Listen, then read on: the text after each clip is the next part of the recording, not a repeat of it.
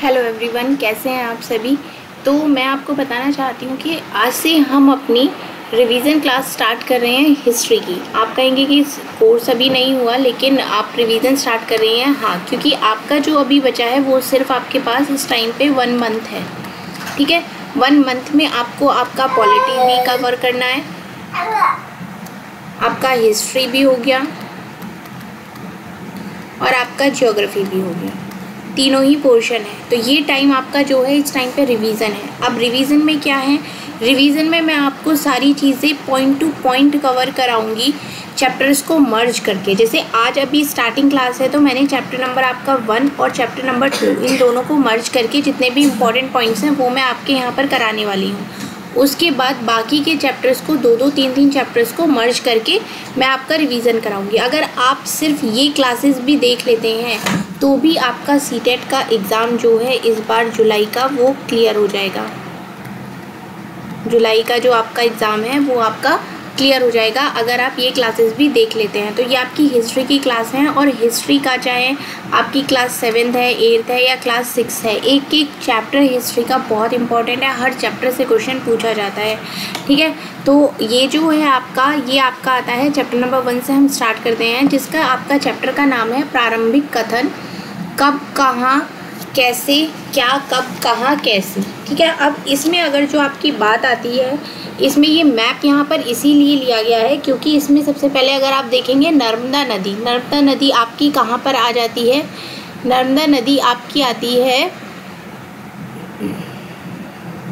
यहाँ पर, ये बंगाल की, ये कृष्णा नदी, ये कावेरी, पश्चिमी घाट, पूर्वी घाट, हिमालय, यमुना नदी, सिंधु घाटी, तो यहीं पर आपकी इसमें आ जाती है गंगा नदी, महानदी। ये हो गई आपकी नर्मदा नदी। अगर हम नर्मदा नदी की बात करते हैं तो कई लाख वर्ष पहले से लोग इस नदी के तट पर रहा करते थे। मतलब ये जो नदी का तट है यहाँ पर कई लाख वर्ष पहले से लोग रहा करते थे। अब अगर हम बात करते हैं जितनी भी आपकी उत्तर पश्चिम की सुलेमान और किरधर पहाड़ियाँ हैं, ये रही आपकी यहाँ की सुलेमान और किरधर पहाड़ियाँ।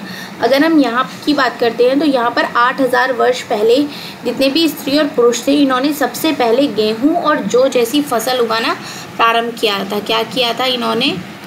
जौ और गेहूं जैसी फसल उगाना इन्होंने यहाँ पर प्रारंभ किया था। कहाँ पर? आपकी किरधर और सुलेमान पहाड़ियों पर।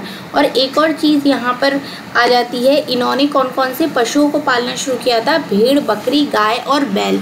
इसमें आ जाता है आपका भेड़, बकरी, आपकी आ जाती है गाय और आपका आ जाता है बैल। ठीक है, ये 4। अब इससे क्वेश्चन किस तरीके से पूछा जाता है? क्वेश्चन इस तरीके से पूछा जाता है कि सबसे पहले उपजाने वाली कौन सी फसल थी, तो वो आपकी फसल आ जाती है जौ और गेहूँ। ये सबसे पहले उपजाई गई कहाँ पर? किरधर और सुलेमान पहाड़ियों में। और कौन कौन से पशुओं को सबसे पहले इन्होंने पालना शुरू किया था, तो उसमें आ गया भेड़, बकरी, गाय और बैल। इसमें आपसे क्वेश्चन ऐसा भी पूछ सकते हैं कि आप को इन जानवरों से अलग कुछ पूछ लिया और पूछ लिया कि इनमें से बताओ कौन से जानवर थे जो उस टाइम पे पाले जाते थे। ठीक है, तो ये इसमें एक चीज़ आती है। उसके बाद इसमें आती है उत्तर पूर्व में गारो और मध्य भारत में विंध्य पहाड़ियाँ। अब यहाँ पर आ गई गारो पहाड़ियाँ और यहाँ पर ये आ गई आपकी विंध्य पहाड़ियाँ। यहाँ पर क्या हुआ था? यहाँ पर हुआ था आपका कृषि का विकास और यहाँ पर सबसे पहले चावल उपजाया गया था। यहाँ पर सबसे पहले विंध्य पहाड़ियों में, गारो पहाड़ियों में क्या आ गया था? सबसे पहले आपका चावल उपजाया गया था। आपसे ये भी पूछा जा सकता है कि ये जो चावल की फसल है ये सबसे पहले कहाँ पर उपजाई गई थी, तो आप ये टिक कर सकते हैं कि उत्तर पूर्व में, गारो और मध्य भारत में विंध्य पहाड़ियों में सबसे पहले कृषि का जो विकास हुआ था यहाँ पर, और उसमें सबसे पहले इन्होंने चावल को उपजाया था। अब एक और पॉइंट यहाँ पर आ जाता है कि आप अतीत के बारे में कैसे जानें। ठीक है, अतीत के बारे में आपका आ जाता है कैसे जानें। अब इसका भी एक पॉइंट आ जाता है, ये आप जो देख रहे हैं ये है आपका पांडुलिपि, जिसको हम हिंदी में बोलते हैं, इंग्लिश में बोलते हैं उसको मैन्युस्क्रिप्ट्स। ठीक है, ये क्या होता है? ये अतीत में लिखी जाती थी और ये हाथ से लिखी हुई होती थी, जिन्हें हाथ से लिखी होने के कारण ही इन्हें हम पांडुलिपि कहते थे। और ये कहाँ, किस उसमें लिखी जाती थी, किसके छाल पर? एक तो इसमें आ जाता है ताड़पत्र, ताड़पत्र पर लिखी जाती थी ये। और एक हिमालय के क्षेत्र में उगने वाला, हिमालय के क्षेत्र में उगने वाला एक भुर्ज पेड़ होता था। कौन सा? ये हो गया आपका भुर्ज पेड़ की छाल। भुर्ज पेड़ की छाल से जो तैयार होता था भोजपत्र, उस पर ये लिखा जाता था। अब समय के साथ क्या हुआ, कुछ तो पांडुलिपियां नष्ट हो गई, कुछ को कीड़ों ने खा लिया, कुछ को राजाओं महाराजाओं के पास भी ये काफ़ी मिली थी। ठीक है, तो ये हो गया आपका बहुत ही इंपॉर्टेंट। इसमें चैप्टर 1 में मैं आपको वो करा रही हूँ जो कि एकदम कहते हैं ना कि बिल्कुल इम्पॉर्टेंट वाली चीज़ ये है वो। अगर आपने ये पढ़ ली तो इस पूरे चैप्टर में और ऐसा कुछ नहीं है कि आप भाई अतीत को कैसे जानेंगे, आर्कियोलॉजिस्ट किस तरीके से काम करते हैं, ये सारी चीज़ें हैं। लेकिन जो आपके एग्ज़ाम के पॉइंट ऑफ व्यू से है, आपको इस टाइम पे वही पढ़ना है कि मुझे पॉइंट टू पॉइंट चीज़ें याद रहें।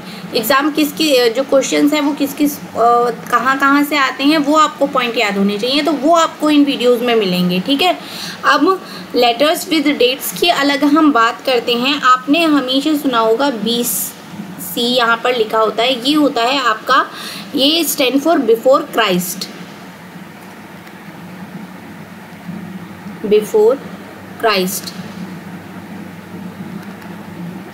Before Christ. ठीक है, ये डेट्स हैं। जो हाँ आप AD लिखा हुआ देखते हैं, ये क्या होता है, ये होता है ईसा मसीह के जन्म वाले वर्ष से, मतलब जिस वर्ष में ईसा मसीह का जन्म हुआ था उस वर्ष से इसको माना जाता है, जिसको अन्नो डोमिनी, ये एक लैटिन वर्ड है। इससे इसका मतलब क्या होता है, in the year of Lord. यहाँ पर मैं लिख देती हूँ, in the year of Lord. ठीक है, तो AD क्या होता है, जिस वर्ष ये ईसा मसीह का जन्म हुआ था उस वर्ष से जो माना जाता है। अब इसमें कुछ और पॉइंट्स आ जाते हैं, जैसे कि आ जाता है CE आपका, ये हो जाता है आपका कॉमन एरा।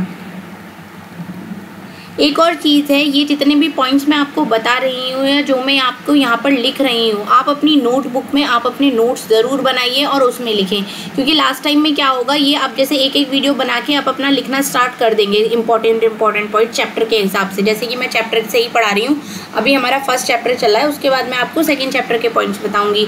तो आप चैप्टर डालेंगे, चैप्टर नंबर 1, और उसमें आपके ये सारे पॉइंट्स लिख लेंगे। तो लास्ट जब एग्ज़ाम देने जाएंगे आपको सिर्फ वो नोटबुक उठाने की ज़रूरत है और आप अपना सारे चैप्टर्स को क्लास 6, 7, 8 इस तरीके से आप अपना रिवाइज कर लेंगे, तो आपके लिए बहुत इजी हो जाएगा। ठीक है, नेक्स्ट इसमें आ जाता है B।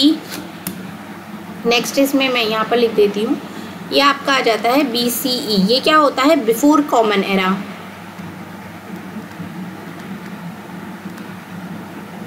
Before common era. ठीक है, एक और इसमें आता है जो आजकल आता है BP। ये क्या हो जाता है आपका, ये हो जाता है बिफोर प्रेजेंट। Before present. तो ये सारे पॉइंट्स भी आपको ध्यान में रखने हैं कि BC जो होता है ये बिफोर क्राइस्ट, मतलब क्राइस्ट के जन्म होने से पहले जितने भी डेट्स होती हैं उनको, उनके आगे आपको BC लिखा हुआ मिलेगा, जहाँ पर AD लिखा हुआ मिलता है। इट मीन्स कि जिस ईयर लॉर्ड ये जो ईसा मसीह हैं इनका जो जन्म हुआ था उसके बाद से जितने भी चीज़ें हैं वो सब कहाँ होती है, उसके आगे AD लिखा होता है। अगर कहीं पर आपको CE भी लिखा होगा तो वो होगा आपका कॉमन एरा, और BCE अगर लिखा हुआ है तो वो होगा बिफोर कॉमन एरा। और आजकल बिफोर प्रेजेंट के लिए भी B और P को यूज़ करते हैं। ठीक है, ये आपका क्लियर हो गया। फर्स्ट चैप्टर जो है आपका, उसमें यही आपकी इंपॉर्टेंट चीज़ें हैं। अब अगर हम आ जाते हैं चैप्टर नंबर 2 पर, जिसका नाम है आपका आखिर खाद्य संग्रह से भोजन उत्पादक तक। मतलब इन्होंने क्या हुआ था, सबसे पहले अगर हम बात करते हैं तो जो ये आरंभिक मानव था ये इधर उधर क्यों घूमते थे, इसके 4 रीज़न थे। 4 रीज़न क्या थे, पहला इसका रीज़न हो जाता है कि ये लोग भोजन की तलाश में घूमते थे। अगर हम इसका पहला रीज़न लिखते हैं तो वो हो जाता है आपका भोजन की तलाश में। ठीक है, ये इनका हो गया पहला रीज़न। अगर हम दूसरे रीज़न की बात करते हैं तो ये क्या कहते हैं, अब एक जगह तो हमेशा भोजन नहीं मिलेगा ना, एक जगह भोजन खत्म हो गया पेड़ पौधों में, दूसरी जगह जाना पड़ेगा उनको भोजन ढूंढने के लिए, तो इस तरीके से वो इधर से उधर घूमते रहते थे। दूसरा इधर आ जाता है जानवरों का शिकार। जानवरों का शिकार, जानवरों का शिकार करने के लिए भी ये एक जगह से दूसरी जगह तक जाते रहते थे। तीसरा इसमें आ जाता है मौसम के अनुसार। अब एक मौसम में एक जगह फल हो गए या एक जगह पेड़ पौधों पे इन्होंने कुछ खाने के लिए मिल गया, ठीक है। लेकिन अब उस जगह तो सब चीज़ ख़त्म हो गई ना, अब दूसरी जगह जाना पड़ेगा, दूसरे मौसम के हिसाब से करना पड़ेगा। तो इसके लिए भी ये एक जगह से दूसरी जगह घूमते रहते थे। अब जो हमारा नेक्स्ट पॉइंट आ जाता है वो होता है इनका पानी की वजह से।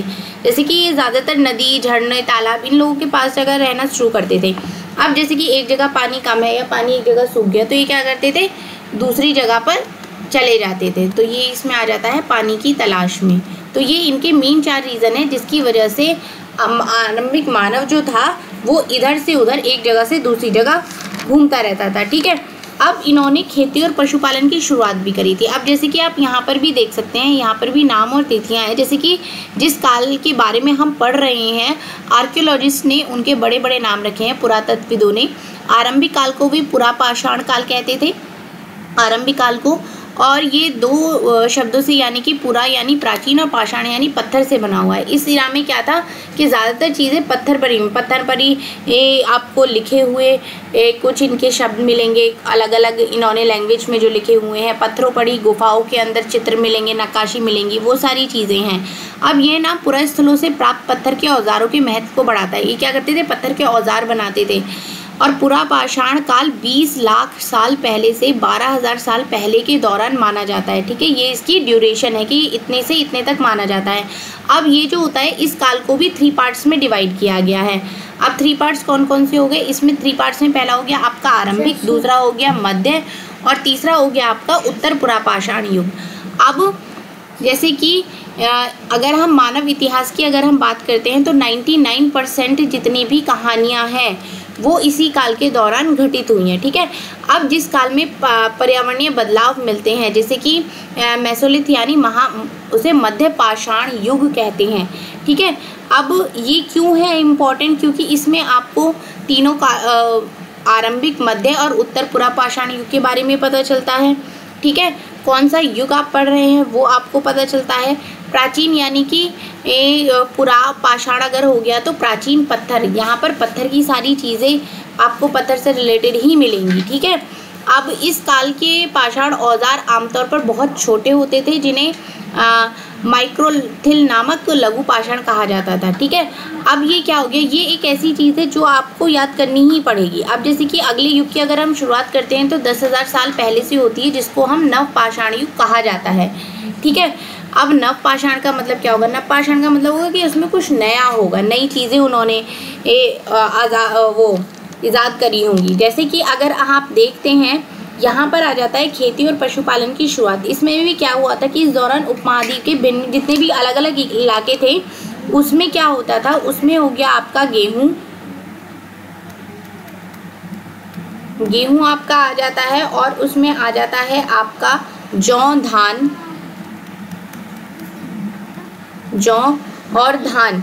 ये जैसे अनाज थे ये क्या होते थे, प्राकृतिक रूप से उगने लगे। अब ये प्राकृतिक रूप से कैसे गए, बहुत पुराने साल पहले एक बहुत बड़ा जलवायु परिवर्तन हुआ था जिसमें कि बहुत ज़्यादा चीज़ें परिवर्तित हुई थी। तो उसके बाद क्या होता है, गेहूँ, जौ, धान ये सब चीज़ें अपने आप उगने लगी थी।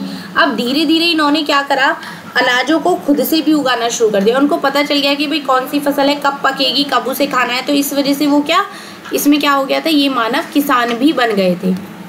ठीक है। अब धीरे धीरे लोग बर्तनों का प्रयोग करने लगे। अब बर्तनों का प्रयोग वो खाना बनाने के लिए भी करने लगे। अब इसके साथ साथ वो यहाँ पर कपड़े भी बुनने लगे। ठीक है। खाना बनाने के लिए बर्तन हो गए, कपड़े हो गए, इन सारी चीज़ों को भी वो यूज़ में करने लगे थे। उन्होंने आग का भी जो प्रयोग था वो इसी काल में किया था, आग का प्रयोग। ठीक है। आग का प्रयोग भी इन्होंने इसी काल में ही किया था। अब एक मेहरगढ़ एक ऐसी जगह है जहाँ के जितने भी स्त्री पुरुष हैं उन्होंने सबसे पहले वहाँ पर जौ, गेहूँ उगाना शुरू किया था। क्या, जौ और गेहूँ, इन दोनों को उन्होंने वहाँ पर सबसे पहले उगाना प्रारंभ किया था। कौन सी जगह थी वो, मेहरगढ़। ठीक है। मैं यहाँ पर लिख देती हूँ, ये आपका ये हो गई मेहरगढ़। यहाँ पर सबसे पहले जौ और गेहूँ उन्होंने उगाना प्रारंभ किया था और सबसे पहले जो पशु पाला था वो थी भेड़ और बकरी। ये सबसे पहले उन्होंने पशु को पालना शुरू किया था। ठीक है। तो ये आपके अब जो हैं ये आपके 2 चैप्टर कंप्लीट हो जाते हैं क्लास 6 की हिस्ट्री के। ठीक है। क्लास 6 की हिस्ट्री का आपका चैप्टर नंबर 1 और चैप्टर नंबर 2 जो है वो आपका कंप्लीट हो जाता है। ठीक है, अब आगे के जो चैप्टर्स हैं वो भी मैं इस तरीके से आपको मर्ज करके ही पढ़ाऊंगी, जैसे कि 3, 4, 5 हो गया, इसमें टोटल 8 या 9 चैप्टर्स हैं। इस तरीके से आपकी क्लास 6, क्लास 7 और क्लास 8 तीनों क्लासेस आपकी अब डायरेक्ट रिवीजन ही होगा।